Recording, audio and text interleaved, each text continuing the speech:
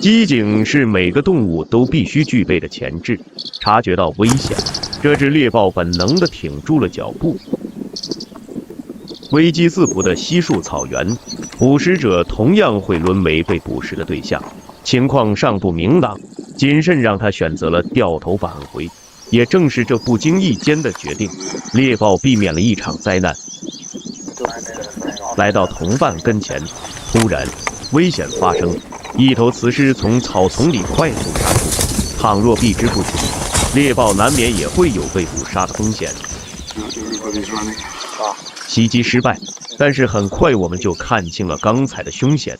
狮群里的所有成员都冲出了草丛，这并非是一场偶然的遭遇，这是狮群蓄谋已久的围猎。